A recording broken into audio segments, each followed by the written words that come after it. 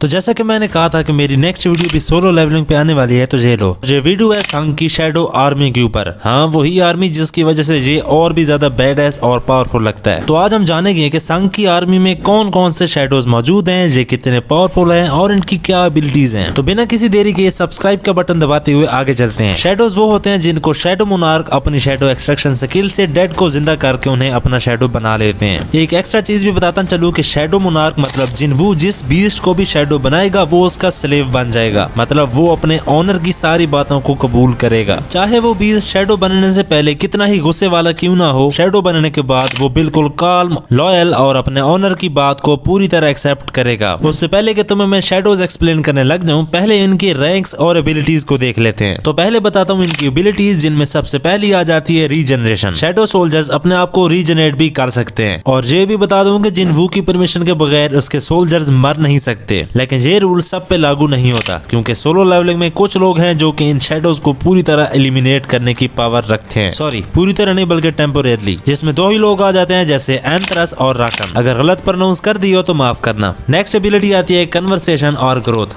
वो शैडोज जो कि बहुत ही ज्यादा हायर लेवल पे होते हैं, वो दूसरों से बात करने की भी एबिलिटी रखते हैं, और ये शैडोज आहिस्ता आहिस्ता ग्रो भी करते हैं। इनकी पावर्स और भी ज्यादा बढ़ने लग जाती हैं जब ये बैटल में किसी मॉन्स्टर को मारते हैं। तो चेक कर रहे हो कि सिर्फ जिन्वू ही नहीं है जो कि लेवल अप होता जा रहा है, बल्कि उसके शैडोज भी लेवल अप होते हैं। इनकी लास्ट एबिलिटी ये है कि ये शैडोज ह्यूमन में छुप कर भी रह सकते हैं, और ये शैडोज उन बंदों पर नजर रखते हैं जो कि जिन्वू के बहुत ही ज्यादा करीब होते हैं, और किसी गलत सिचुएशन में जिन्वू को वो सिग्नल भी भेज सकते हैं। अब ये सारी तो थी इनकी एबिलिटीज। नेक्स्ट आते हैं शैडोज के रैंक।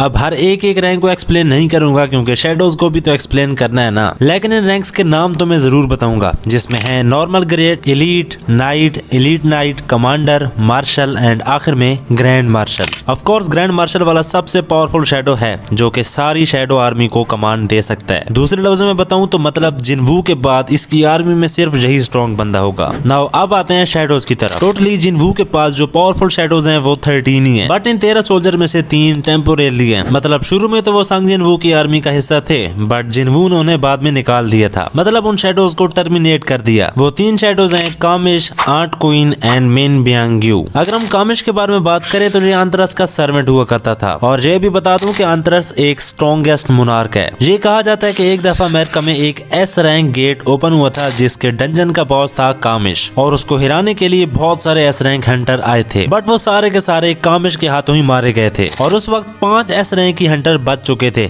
जिन्होंने बड़ी मुश्किल से मिलकर कामिश को हिराया था। अब देख रहे हो कि आंतरस का सर्वेंट जब इतना ज्यादा पावरफुल है कि वो सारे एस रैंक को झेल सकता है, तो फिर आंतरस कितना ज्यादा पावरफुल हो सकता है। खैर, जब कामिश मरा तो उसके 8 साल के बाद जिन्वू उसके पास आया उसको देखने के लिए, और जिन्वू जैसे ही उसे देखता है तो वो उसका शैडो एक्सट्रैक्ट कर लेता है। बट कुछ ही देर बाद वो शैडो अपने आप ही टर्मिनेट हो जाता है, क्योंकि उसे मरे हुए 8 साल गुजर चुके होते हैं। शायद इसलिए उसका शैडो सही से एक्सट्रैक्ट नहीं हो पाया था। अब नेक्स्ट आता है मिन बियांग्यू, जो कि होता है कोरिया का एस रैंक हंटर, जिसने 3rd जीजू आइलैंड रेड में पार्टिसिपेट किया होता है आंट क्वीन को मारने के लिए। बट समहाउ वहाँ पे आंट किंग आ जाता है, जो कि सारे एस रैंक को फाड़ देता है। एंड बिलीव मी, ये आर्क बहुत ही ज्यादा स्पेशल होने वाली है तुम्हारे लिए। ऐसे समझो कि ये जुजुत्सु काइसन के शिबुओ आर्क के बराबर है। तो इस किंग के सामने जो भी एस रैंक हंटर आता जा रहा था, वो अपनी जिंदगी से जाता जा रहा था, और इसी सिचुएशन में चाहे इन भी बुरी तरह जख्मी हो जाती है। और उस ग्रुप में सिर्फ एक ही हीलर था, जिसका नाम था मिन बियांग्यू, जो कि गायब होके सारे एस रैंक को हील कर रहा था। बट थोड़ी देर बाद आंट किंग उसे देख लेता है और उसको मार देता है, जिसके बाद इस फाइट में एंट्री लेता है जिन्वू, जो कि अकेले इस रेड को खत्म कर देता है। बट चाहे इनको इस हालत में देखकर संघ के पास कोई और ऑप्शन नहीं बचा था, वो मिन बियांग्यू के शैडो को एक्सट्रैक्ट कर लेता है, जिसके बाद वो चाहे इनको हील करके उसकी जिंदगी बचा लेता है। बट जिन्वू अपना काम करवाने के बाद उसके शैडो को टर्मिनेट भी कर देता है, ताकि उसकी सोल फ्री हो सके। अब तीसरा जो शैडो जिन्वू की आर्मी में थोड़ी देर के लिए था, वो थी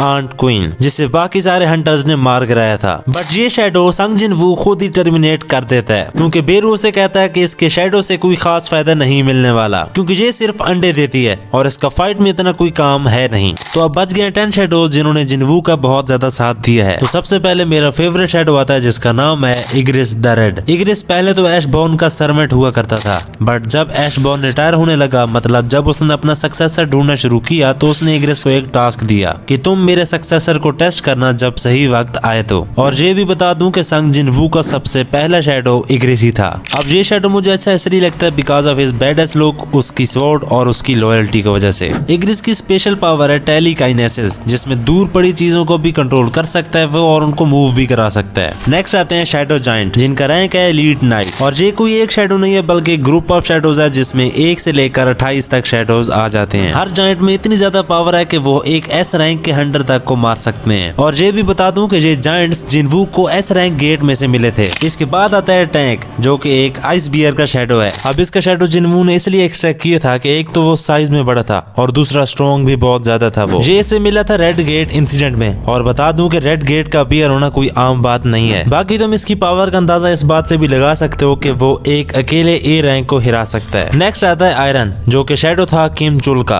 और ये भी जिनवू को रेड गेट में ही मिला था। किम चुल शायद ए रैंक का हंटर था, बट वो अपने आप को बहुत ही ज्यादा पावरफुल समझता था और अपने बहुत सारे गलत डिसीजन की वजह से उसका सारा ग्रुप मारा गया था। जिनवू जब बरूका से फाइट कर रहा था तब किम चुल ने उसे मारने की कोशिश की थी, बट जिनवू ने उसे भी आसानी से मार गिराया था। बरूका से फाइट करते वक्त उसको थोड़ी बहुत मुश्किल पेश आ रही थी क्योंकि उसके पास सिर्फ इग्रेसी था, तो उसने किम चुल को भी अपना शैडो बना लिया, जिसका नाम उसने रख दिया आयरन। आयरन की स्पेशल पावर यह है कि वो अपने एनिमी पे टॉन्ट कर कर उन्हें उस पर अटैक करने के लिए उकसाता है, बट ये चीज उससे पावरफुल बीइंग्स पर काम नहीं करती। और आखिर में ये भी बता दूं कि जिनवू की आर्मी में सबसे ज्यादा फनी भी यही है। नेक्स्ट आता है टस्क, जो कि शैडो था कारगालान का। टस्क इतना पावरफुल है कि वो एस रैंक के हंटर तक का मुकाबला कर सकता है और एक दफा तो उसने एक मूव में ही 100 डीमंस को मार गिराया था। टस्क का रैंक एलीट नाइट से शुरू हुआ था और आखिर में कमांडर लेवल तक पहुंच चुका था वो। इसकी पावर्स और भी बहुत सारी हैं, लेकिन इसकी स्पेशल पावर ये है कि वो कभी ग्रेविटी को बढ़ा भी सकता है और कम भी कर सकता है। नेक्स्ट आता है काइसल इनका शैडो काइसल, जो कि बहरान का राइड हुआ करता था। अब काइसल का शैडो एक्सट्रैक्ट करने के बाद जिनवू सिर्फ उसे फ्लाइंग के लिए यूज करता था, ना कि फाइटिंग के लिए। और संग जिनवू काइसल को तभी समन करता है जब उसे कहीं दूर ट्रेवल करना हो या जब वो शैडो एक्सचेंज का यूज ना कर पा रहा हो।